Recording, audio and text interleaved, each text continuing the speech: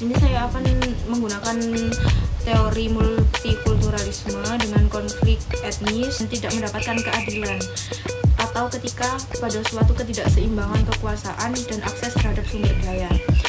Yang kedua itu ada konflik polarisasi sosial dan politik lokal. Nah, kepentingan elit lokal memperburuk konflik dengan memanfaatkan sentimen agama.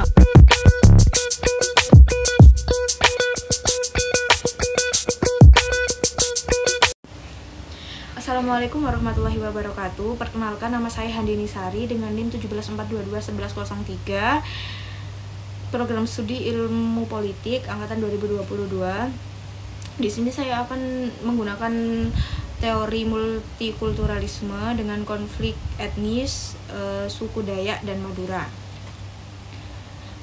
Multikulturalisme merupakan sebuah konsep yang merujuk pada pengakuan dan penghormatan terhadap suatu keberagaman budaya, etnis, agama, dan identitas lainnya dalam suatu masyarakat. Multikulturalisme juga tidak hanya menyangkut terhadap sebuah toleransi perbedaan, tetapi juga upaya untuk memastikan keadilan sosial dan politik bagi semua kelompok dan masyarakat sosial lainnya. Nah, konflik dalam masyarakat multikulturalisme ini dapat terjadi ketika kelompok-kelompok merasa terpinggirkan dan tidak mendapatkan keadilan, atau ketika pada suatu ketidakseimbangan kekuasaan dan akses terhadap sumber daya. Konflik ini seringkali terjadi dan seringkali diperburuk oleh stereotip, diskriminasi, atau kegagalan pemerintah dalam mengelola keberagaman. Nah, latar belakang dari konflik suku Dayak dan Madura ini itu terjadi pada akhir tahun 1990 dengan puncaknya itu pada tahun 2001. Konflik ini tuh menyebabkan berbagai bentrokan fisik yang mengakibatkan ribuan korban jiwa dan pengungsian besar-besaran waktu itu pada tahun 90 sampai 2001. Nah, beberapa faktor penyebab konflik ini tuh meliputi ketimpangan ekonomi dan akses sumber daya. Pendatang Madura itu sebagian besar bekerja di sektor informal yang dianggap mengambil alih pekerjaan yang sebelumnya dikuasai oleh masyarakat Dayak. Hal ini itu memunculkan sentimen bahwa penduduk lokal kehilangan akses, penduduk Dayak itu kehilangan aksesnya terhadap sumber daya ekonominya. Dan yang kedua dari konflik ini tuh adanya ketegangan budaya dan identitas. Ini maksudnya perbedaan antara budaya asli Dayak dan Madura. Nah, masyarakat Dayak ini tuh bersifat komunal dengan masyarakat Madura itu yang bersifat individualis.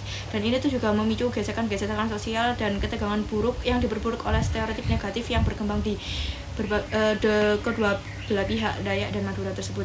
Yang ketiga itu ada kegagalan pemerintah dalam mengelola keberagaman.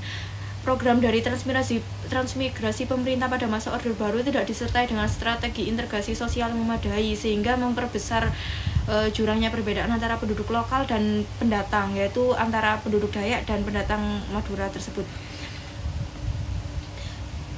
Nah, konflik di Sampang Madura atau Sunni Syiah ini itu konflik yang di Sampang Madura antara komunitas Sunni dan Syiah terjadi pada tahun 2000, dan ini tuh ada konflik lain yaitu pada tahun 2011 dan 2012 dengan puncaknya itu di serangan fisik terhadap komunitas Syiah. Ini tuh beda konflik ya, yang tadi tuh Dayak dan Madura, dan ini tuh Madura dan komunitas Sunni Syiah itu. Nah, ini tuh penyebab konflik yang pertama itu ada doktrin keagamaan. Nah, mayoritas yang di Sampang itu menganut ajaran Sunni, sedangkan komunitas Syiah itu dianggap sebagai ajaran yang menyimpang, yang berbeda dari ajaran dari masyarakat Sampang tersebut.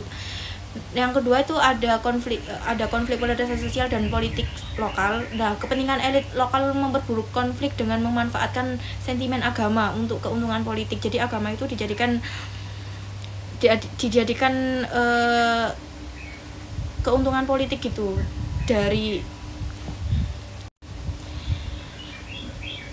untuk kepentingan elit-elit politik tersebut. Nah, yang ketiga itu ada konflik kurangnya perlindungan hukum. Pemerintah daerah itu gagal dalam melindungi hak-hak minoritas Syiah, bahkan cenderung berpihak pada kelompok mayoritas tersebut. Sekian dari saya, terima kasih.